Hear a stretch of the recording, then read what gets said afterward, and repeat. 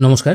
Nabanna scholarship বা chief minister স্কলারশিপের জন্য যারা আবেদন করবেন তাদের এখানে ডকুমেন্ট সেকশনে এসে একটি ডকুমেন্ট আপলোড করতে হবে, যেখানে বলা হয়েছে prayer address to honourable chief minister for financial assistant duly signed by the applicant. অর্থাৎ মাননীয় মুখ্যমন্ত্রীকে উদ্দেশ্য করে একটি চিঠি লিখতে হবে নিজের হাতে।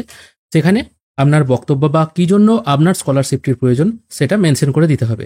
তো এই চিঠির বয়ান কিন্তু অনেকেই হচ্ছেন বা কি লিখতে হবে চিঠিতে সেটাও অনেকে বুঝতে পারছেন না, কারণ অনেক বড় জায়গায় চিঠিটা যাচ্ছে। তো সেই জন্য আপনাদের সুবিধার্থে একটি চিঠির বয়ান আপনাদের জন্য এখানে তুলে ধরছি। আপনারা এই অনুযায়ী চিঠিটা লিখবেন। প্রথমেই ঠিকানা দিতে হবে to the honourable chief minister, government of West Bengal, Nabanna.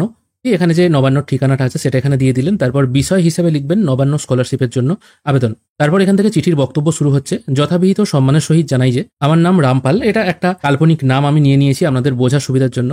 পিতা শ্যামপাল, বালিপুর পঞ্চায়েত এলাকার অন্তর্গত চব্বিশপুর গ্রামের স্থায়ী বাসিন্দা। যদিও বালিপুর চব্বিশপুর এই জায়গাগুলোর অস্তিত্ব আছে। বর্তমানে আমি বালিপুর উচ্চ মাধ্যমিক বিদ্যালয়ে একাদশ শ্রেণীতে কলা বিভাগে ভর্তি হয়েছি।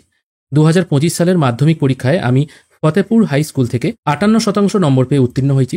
আপনারা প্রত্যেকেই জানেন 50 থেকে 60%-এর মধ্যে নাম্বার থাকলে তবেই আপনি অ্যাপ্লিকেশন করতে পারবেন। এবার যদি আপনারা স্কুল পাস করে কলেজে ভর্তি হয়ে থাকেন তাহলে কোন কলেজে ভর্তি হয়েছেন, কত পার্সেন্ট নাম্বার পেয়ে সেটা মেনশন করে দেবেন। স্কুলটাও আপনাদের ক্ষেত্রে আলাদা হবে। তারপর বলা হয়েছে আমার পিতা পেশায় একজন কৃষক। পারিবারিক আর্থিক অবস্থা খারাপ হওয়ার দরুন বর্তমানে আমি পড়াশোনা করতে অসুবিধার সম্মুখীন হচ্ছি। একদম ছোট বক্তব্যে লিখবেন, যে অনেক কিছু বড় বাড়িয়ে বলতে হবে এরকম কিন্তু কোনো ব্যাপার নেই। একদম যতটুকু না বললেই নয় সেটাই লিখবেন। অনেকে মনে করেন যে চিঠি একদম এক পাতা জুড়ে লিখতে হবে, এটা কিন্তু ব্যাপার নয়। তাদেরও পড়ার সময় কম, সেই জন্য যতটুকু দরকার ততটুকুই এখানে লিখবেন।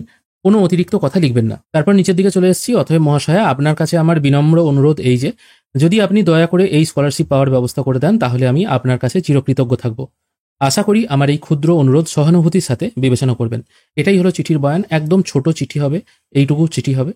আর নিচের দিয়ে ধন্যবাদান্তে আপনার নাম, ঠিকানা, ফোন নাম্বার, ইমেল আইডি যদি থাকে এখানে মেনশন করে দেবেন, আর এখানে তারিখটা দিয়ে দেবেন। আর শেষকালে আপনাদের একটা কথা বলবো, চিঠিটির হাতে লিখবেন। হাতে লেখার পর যে এমএলএ বা এমপিকে দিয়ে আপনি রেকমেন্ডেশন ফর্মটি সাইন করাবেন তাকে দিয়ে কিন্তু এই চিঠিটিও সাইন করিয়ে নেবেন। একদম নিচের দিকে তার সাইন থাকবে।